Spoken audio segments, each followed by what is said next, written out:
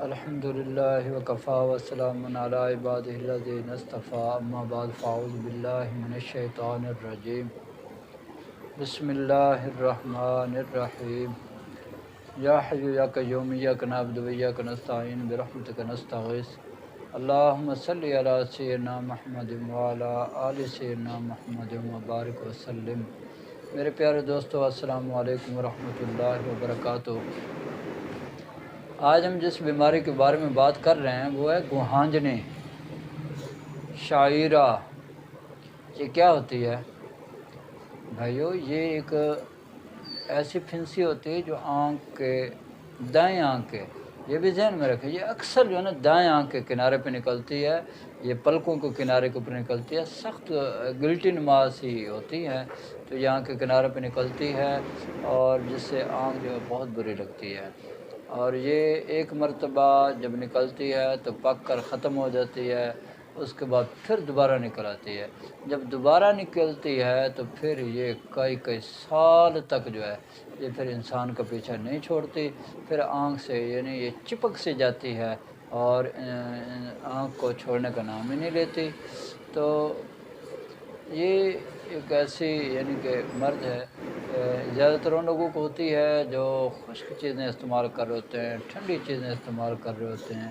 ان کے ساتھ یہ مسئلہ بن جاتا ہے۔ تو اس کے لیے سب سے پہلا جو آسان طریقہ وہ یہ ہے میرے پیارے دوستو، جب یہ آپ کو گلٹی نکل آئے آپ کی آنکھ کے کنارے کے اوپر، پلک کے کنارے کے اوپر، تو آپ نے صبح جب اٹھنا ہے تو بسم اللہ الرحمن الرحیم پڑھ کے، ٹھیک ہے جی، اپنی انگلی کو اپنے زبان پر پھیریں گے، یعنی کہ یوں اپنے زبان کے اوپر پھیر کے وہ جو لعاب ہے وہ آپ نے اس طرح اپنی آنکھ پر، جہاں اگر اوپر ہے تو اوپر پھیریں گے، نیچے ہے تو اس طرح نیچے پھیرنا ہے۔ یہ آپ نے روزانہ کا کام کرنا ہے، ٹھیک ہے۔ اچھا، کوشش کریں کہ ہر نماز کے بعد کریں تو بہت بہتر ہے، نہیں تو پھر کم از کم صبح تو آپ لازمی کریں اسے، ایک یہ کام کرنا ہے۔ اچھا، اس کے بعد جو ہے آپ نے جو چیز استعمال کرنی ہے میں آپ کو بتا دیتا ہوں، وہ نسخہ آپ کو بتا دیتا ہوں، آپ یہ نسخہ ہی بنا لیں، استعمال کریں،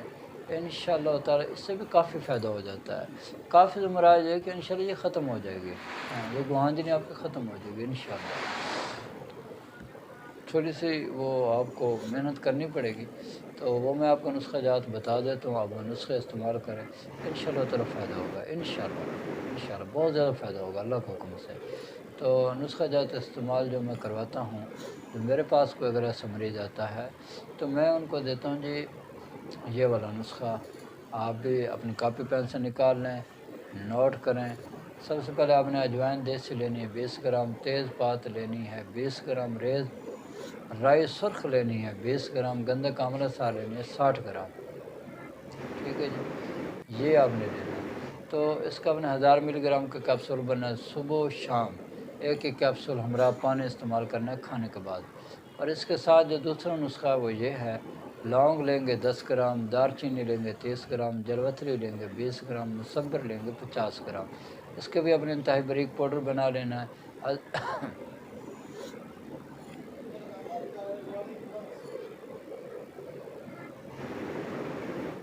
1000 ملی گرام کا کیپسول جو ہے وہ آپ نے بھر لینا ہے، صرف دن کے وقت استعمال کرنا ہے۔ اس سے کیا ہوگا، آپ کے جو رطوبات ہیں وہ اخراج پائیں گے، خشک جو ہے وہ ختم ہوگے، اور انشاءاللہ تعالیٰ آپ کا یہ جو مرض ہے یہ ختم ہونا شروع ہو جائے گا۔ اب میری اللہ سے دعا ہے کہ اللہ تعالیٰ مجھے اور آپ کو اور پوری دنیا کے تمام مسلمانوں کو